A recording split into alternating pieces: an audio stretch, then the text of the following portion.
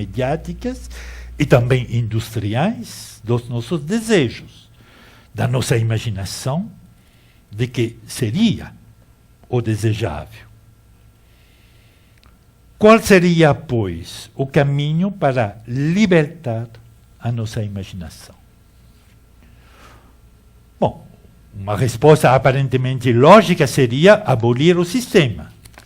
Abolir o sistema institucional que permitiu a escravização da imaginação, a escravização dos desejos, a manipulação deles através da publicidade e tudo isso.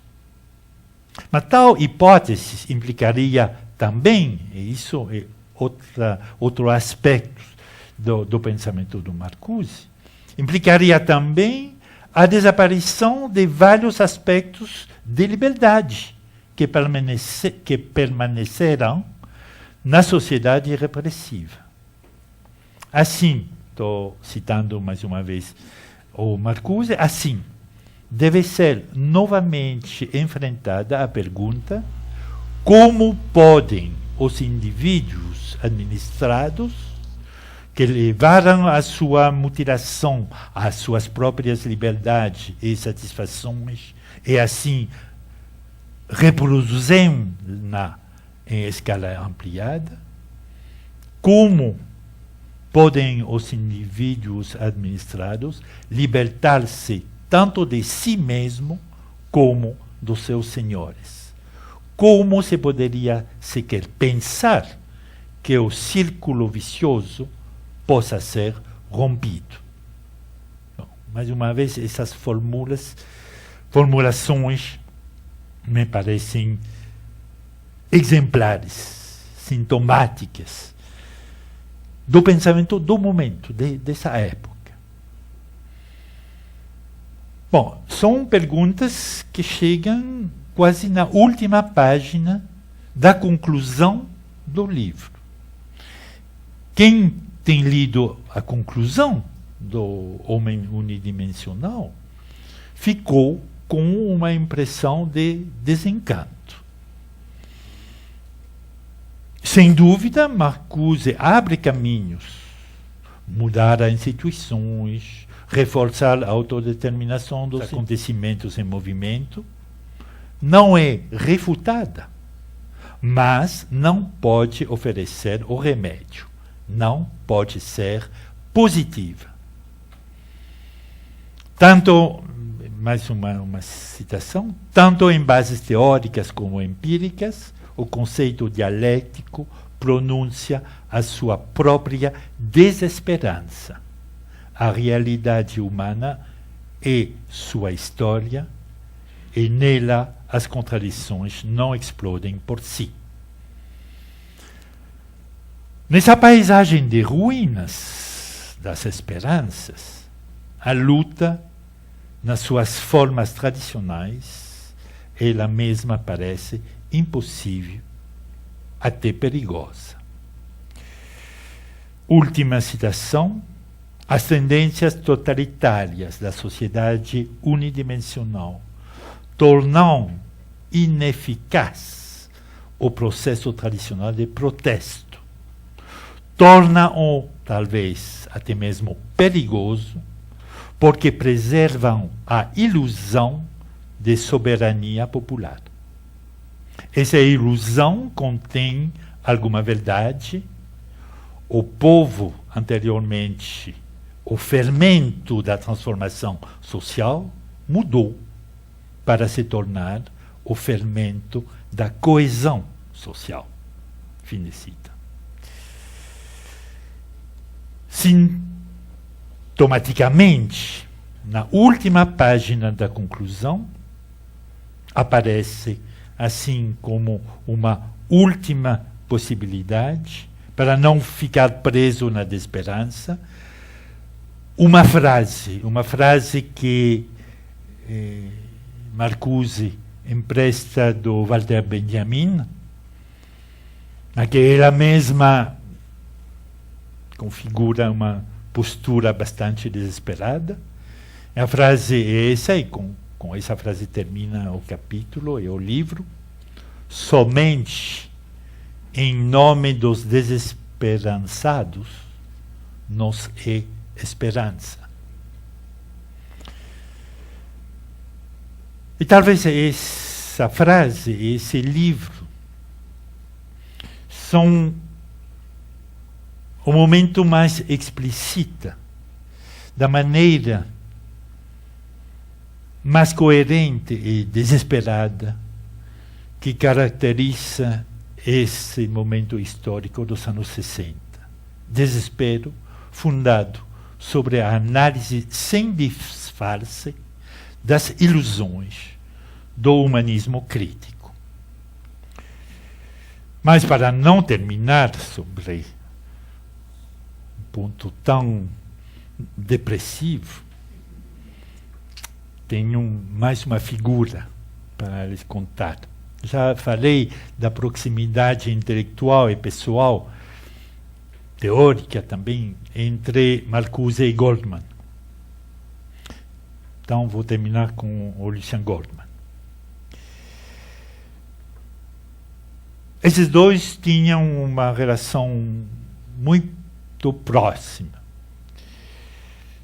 Mas as respostas às dúvidas têm uma forma diferente e que a mim, pessoalmente, me parece muito interessante. A obra de Marcuse se desenvolve a partir de um jogo entre o desespero, oriundo da desaparição do povo, como força revolucionária, e a análise do processo histórico-social da dominação da racionalidade técnica. O conjunto dos dois fenômenos leva o analista para a conclusão melancólica que acabamos de ler. Essa melancolia está profundamente ligada às impasses do pensamento mesmo, o que analisei como aporias.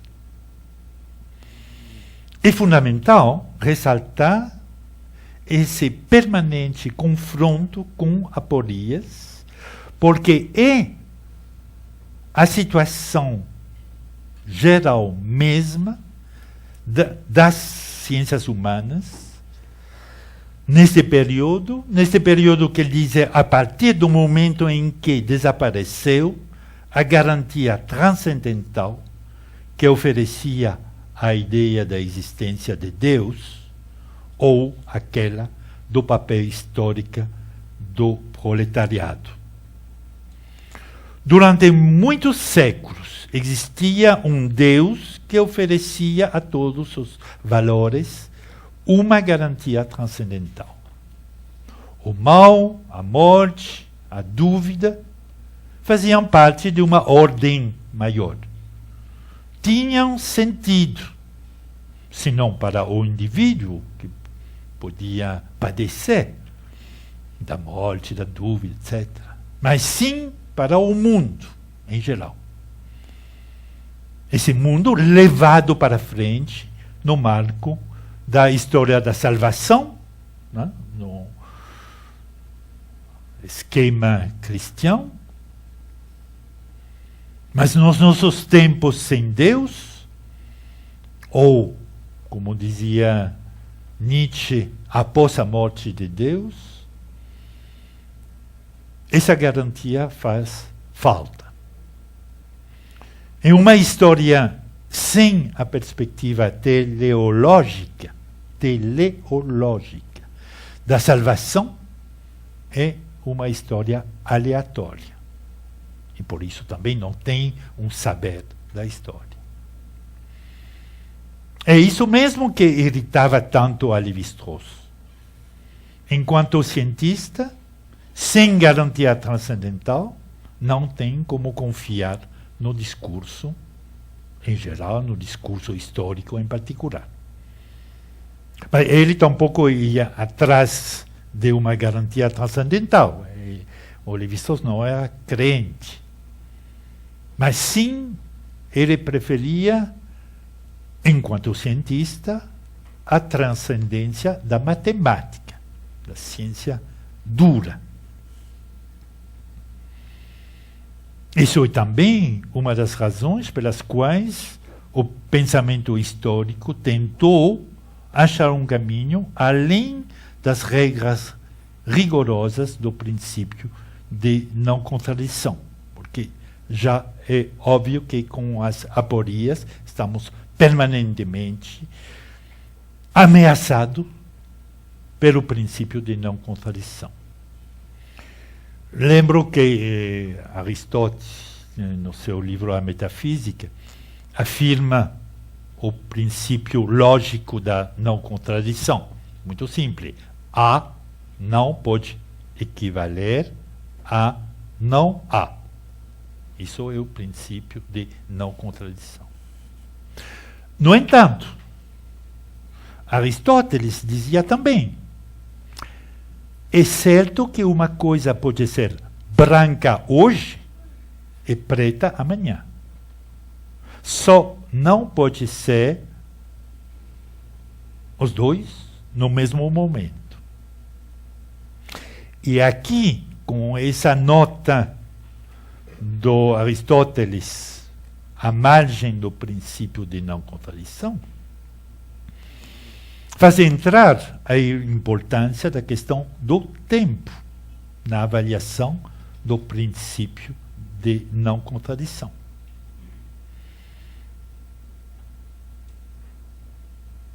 A dialética,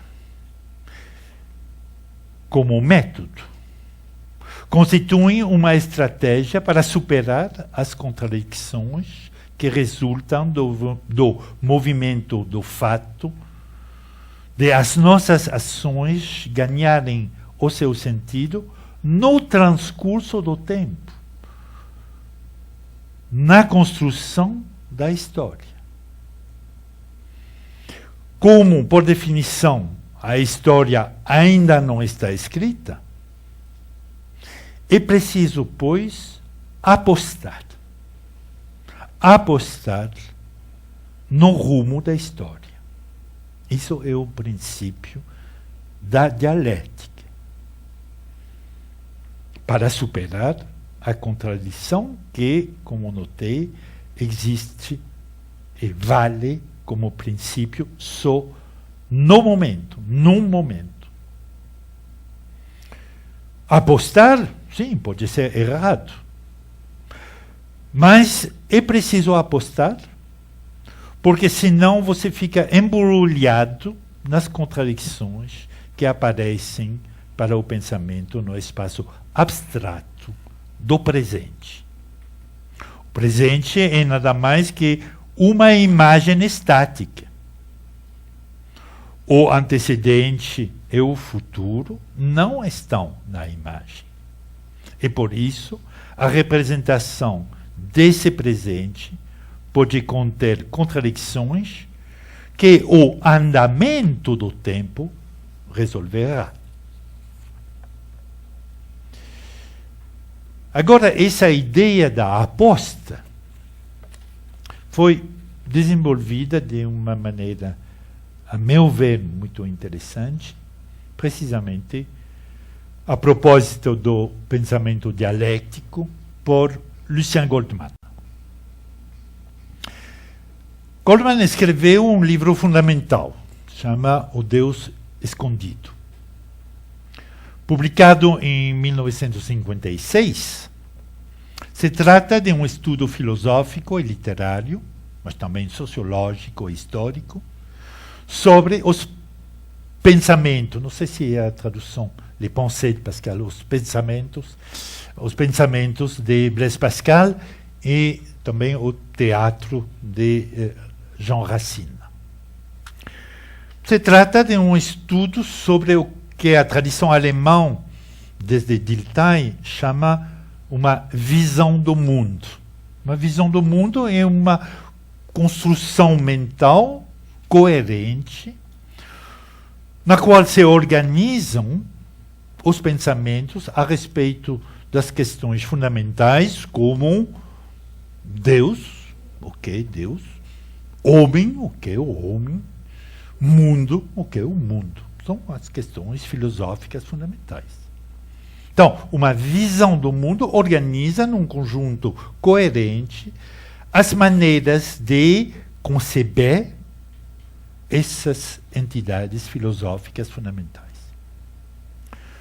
O Deus Escondido, o livro do Goleman, representa, pois, uma tentativa de mostrar como, na situação de certos grupos sociais, aos quais pertenciam tanto Pascal como Racine, e vários outros pensadores do cenário jansenista, na época de Luís XIV, mostrar de que maneira não era possível para esses pensadores construir um pensamento positivo. Se lembra o que Marcuse dizia, né? Não é possível construir um pensamento positivo. E aqui era o mesmo problema. Eles não podiam construir um pensamento positivo sobre Deus, homem e mundo. Em lugar de um pensamento positivo, Pascal e Racine constroem o que Goleman vai chamar um pensamento trágico. Pensamento trágico, isso significa um pensamento sobre um mundo e sobre um homem onde Deus é ausente. Quer dizer, onde a verdade fica escondida, onde o futuro não está garantido pela transcendência e pelo poder divino. Viver numa tal situação é trágico, no sentido em que nenhum valor tem garantia. Não se pode apostar na certa, só se pode apostar mesmo. E a famosa aposta, le pari de Pascal, a aposta de Pascal.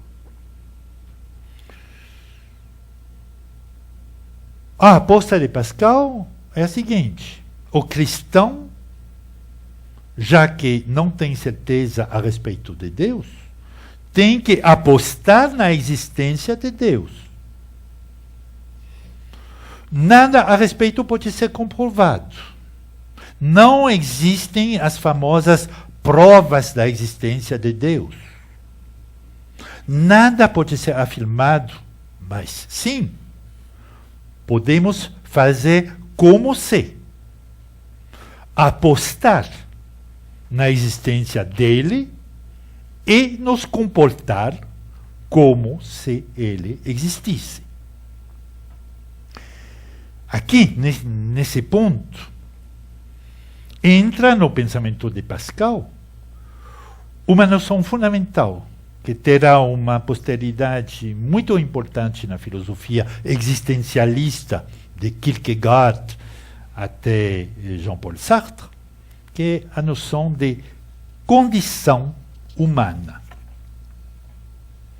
A condição humana, isso designa uma verdadeira antropologia do homem. Um discurso sobre o que é o homem. E para Pascal, que era cristão, essa condição humana é a consequência do pecado original. Para o cristão, o mito do pecado original fornece uma explicação do fato dos homens viverem numa existência infeliz no mundo do qual Deus se ha afastado. Isso é a explicação cristã.